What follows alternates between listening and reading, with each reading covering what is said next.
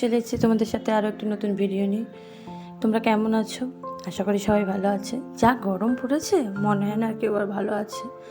তবুও তো দুদিন ধরে শিলিগুড়িতে বৃষ্টি হচ্ছে দেখে একটু রেহাই পাওয়া যাচ্ছে, নাহলে তো মানুষে পাগল হয়ে যাচ্ছে। তারপরে তো লাইন চলেই যাচ্ছে। আজকে সকালটা শুরু করেছি তোমাদের সাথে এই ঘরের টুকিটাকি কাজ করতে করতে।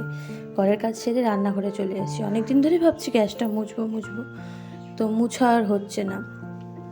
মানে রোজই রান্নার পরে গ্যাসটা মুছি মাজি, তো কালকে আর সেরকমভাবে এরকমভাবে মোছা হচ্ছে না।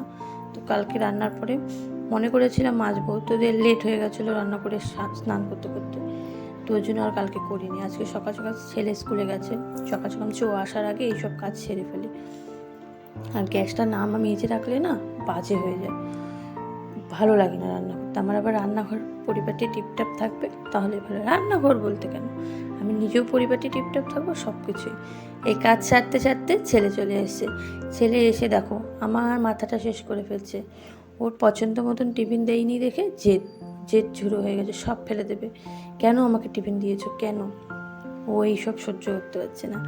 ও শুধু টিফিনে অত সকালে 7:30 থেকে ওর স্কুল থাকে, অত সকালেও আম নিয়ে যাবে। তাহলে বলো, আম দেওয়া যায় অত সকালে খালি পেটে? এমনিও খেয়ে যায় না কিছু। কোনো দিন কেক খেলো, কোনো দিন একটা বিস্কুট জল খেয়ে চলে গেলো। অত সকালে এমনি টেনে টুনে ঘুম থেকে তুলতে লাগে, তারপরেও কিছু খেতে চায় না। আর খালি পেটে আম দিলে পরেও মিস বকা টকা দেয়, যদি ওই জন্য দিই না। তাও আজকে আম দিয়েছি, লুচি দিয়েছি, মিষ্টি দিয়েছি। আর পাগল করেছে আমাকে, কেন তুমি দিয়েছো, আমি তোমাকে শুধু আম দিতে বলছি। ওকে রেখে চলে গেলাম নিচে। ওর পাপা মাছ কাটতে দিয়ে গেছিলো, বলে গেছিলো, তো মাছ কাটা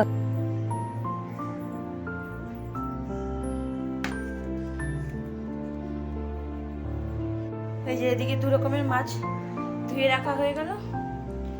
এইটা রান্না হবে, ট্যাংরাটা রান্না হবে, কাতল মাছটা ফ্রিজে যাবে। এদিকে ডাল বসিয়েছি, ভাত বসিয়েছি, প্রায় হওয়ার দিকে। এই যেটার জন্য কান্নাকাটি, টিফিনে দিয়েছিলাম আম, লুচি, মিষ্টি। ও শুধু আম নিয়ে যাবে বলেছিল, লুচি মিষ্টিটা কেন দিয়েছি? এবার লুচিটা খেয়েছে আম দিয়ে বোধহয়, আর মিষ্টিটা খাইনি। সে এসে রাগ তাই দেখাচ্ছে এটা নিয়ে। এই যখন বড় মাছটা তুলে রাখছি, বড় মাছটা ডিপ ফ্রিজ করে দেবো। ছেলের জন্য 3 পিস মাছ রেখে তারপরে বড় মাছটা রেখে দিচ্ছি। কেন, বড় মাছটা আজকে করা যাবে, কালকে করা যাবে। মানে আমি এখন আজকে ভয়েস ওভার দিচ্ছি দেখে আজকে বেরিয়ে গেছে। বড় মাছটা কালকে করা যাবে। তো ছেলের জন্য বড় মাছ রেখেছি, আর আমাদের জন্য ছোটো মাছটা, তো ট্যাংরা মাছটা করবোই আমি। রেখে এই বড় মাছটা ডিপ ফ্রিজ করে দেবো এখন। আর ডিপ ফ্রিজে করলে পরে কি মাছটা ভালো থাকে, টনটনা থাকে। আর নর্মাল ফ্রিজে রাখলে কী হয়, নরম হয়ে যায় মাছটা।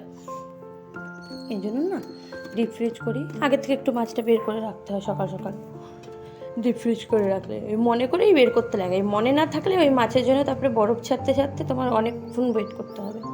তারপরে রান্নাবাড়ি সেরে ছেলে মাছ ভাজা করে নিয়ে আসে, ছেলেকে সকালের খাবার খাওয়াচ্ছি, কারণ লেট হয়ে গেছে তা অনেকটাই।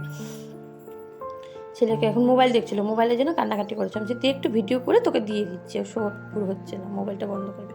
এই যে রান্নাবাড়ি সেরে নিয়েছি, ট্যাংরা মাছের চচ্চড়ি, করলা ভাজা, মাছ ভাজা, ডাল, ভাত, সিম্পল লাঞ্চ করে টোরে এই যে ঘর মুছতে চলে এসেছি। আমি রান্নার পরেই নর্মালি তোমার ঘরটা মুছছি। কেন, ঘর তো সকালে ঝাড় দিয়ে নিই, তারপরে আবার ঘর মোছার আগে একবার ঝাড় দিতেই হয়। ঘর মুছলে কি তখন রান্নার পরে ঘরটা না পরিপাটি থাকে, পরিষ্কার থাকে। আর আমার মনে হয় কি, ঘর মোছার পর রান্না করলে আবার যেই কাজ সেই হয়ে যায়, বারে বারে যাওয়া আসা হয়। তারপরে আমি চলে এসেছি ছাদে। আগেই কাপড় ভিজিয়ে রেখেছিলাম কমফর্টে ধুয়ে রান্না করতে করতে, তো ছাদে চলে আসলাম, মেলে দিয়ে স্নানে যাব। আর একজন এসে দেখো নাচ দেখাচ্ছে, মোবাইল খুঁজতে কান্নাকাটি করছে। আর আমি তো মোবাইল নিয়ে চলে এসেছি, ভাবছি নিচে রেখে এসেছি। বলছি মা মোবাইল কোথায়? আমি যা পেয়ে গেলে তোর।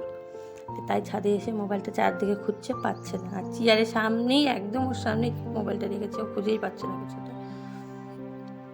কাপড় টাপড় মিলে স্নানে যাবো, লেট হয়ে গেছে তোমার। স্নান করে চলে এসেছি। আজকে চুলটা ভিজিয়েছি। নর্মালি আমি রোজ চুল ভেজাই না, কেন গরমের মধ্যে চুল ভেজালে পরে ওই চুল ছেড়ে রাখতে লাগে, আর আমার দ্বারা অসম্ভব চুল ছেড়ে রাখা। গরমের মধ্যে ভালো লাগে না আমার একটু।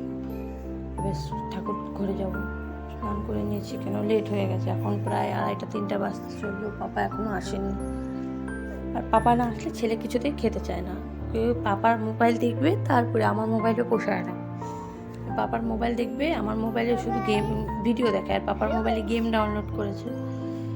যত রকমের বাইকের গেম, কারের গেম আছে সব ওর পাপার মোবাইলে ডাউনলোড করা। এই ক্রিম ট্রিম দিয়ে এখন আমি চলে যাবো ঠাকুর ঘরে। ক্রিম দিচ্ছি।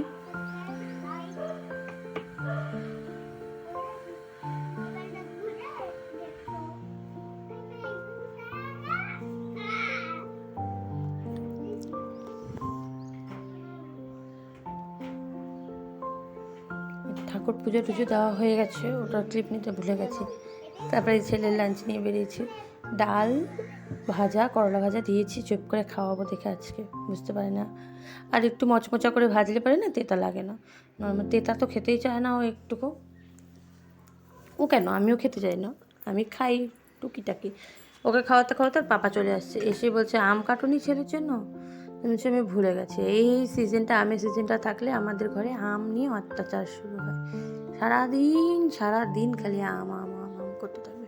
তো পাপার জন্য বসে আসে পাপা বলছে খাওয়া শুরু করো, আমি আসছি। কিন্তু আমি খেয়েছি, করলা ভাজা নিয়েছি, দেখি করলা ভাজা দুটো খেয়েছি আগে, তবে দেখি তেতো নেই। আবার ওর পাপার পাতের থেকে নিয়ে নিয়েছি চুপ করে বলতে কি, ও নিজের থেকেই পাতা থেকে সব। তারপরে খাওয়া দাওয়া হয়ে গিয়েছে, এবার চলে যাচ্ছে কি ঘুম পাড়াতে। সন্ধ্যাবেলা টিউশন আছে, 2 দিন ধরে টিউশন যাচ্ছে না, এক্সাম শেষের দিকে, আর একটা এক্সামই আছে লাস্টের জন্য। ঘুমিয়ে দেখো সন্ধ্যাবেলার দিকে দৃশ্য। পাপা একটা কোলবালিশ ওদিকে নিয়েছে, ছেলে একটা কোলবালিশ এদিকে নিয়েছে, কোলবালিশও নিয়েছে, সাথে ওর পাপিও নিয়েছে। আজ ঘুমিয়ে আছে, এর মধ্যে ওর দুধটা গরম বসিয়ে দিই, হরলিক্স খাবে। আর দুধটা গরম হয়ে ঠান্ডা হতে তো সময় লাগে।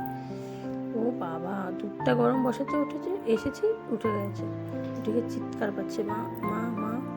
এখনও এত বড় হয়ে গেছে, কিন্তু মা পাশে না থাকলে চিৎকার। মার গন্ধে ও ঘুমায়। যেই মা যতক্ষণ শুয়ে থাকুক না, আমি যতক্ষণ শুয়ে থাকবো ততক্ষণ ও ঘুমাবে। আমি যেই উঠবো তার 10-5 মিনিট পরে ও মহারাজে উঠে বসে থাকে। আর ও উঠলেই তখন না কাজ কিছুতেই হতে চায় না, ওর পিছনে সময় দিতে লাগে আমাকে। দুধটা কেটে নিয়ে বসিয়ে দিয়েছি। আমি নর্মালি এই দুধের প্যাকেটগুলোর মধ্যে জল দেই না, এমনিতেই পাতলা হয় দুধগুলো, জল দেই না। তবুও দুধের প্যাকেটটা একটু না সবসময় বলে দুধের প্যাকেট ধুয়ে 1 চিমটি হলেও জল দিতে হয়। তো এই নর্মাল, আর এই দুধের প্যাকেটগুলো ফেলিও না আমি জমাই।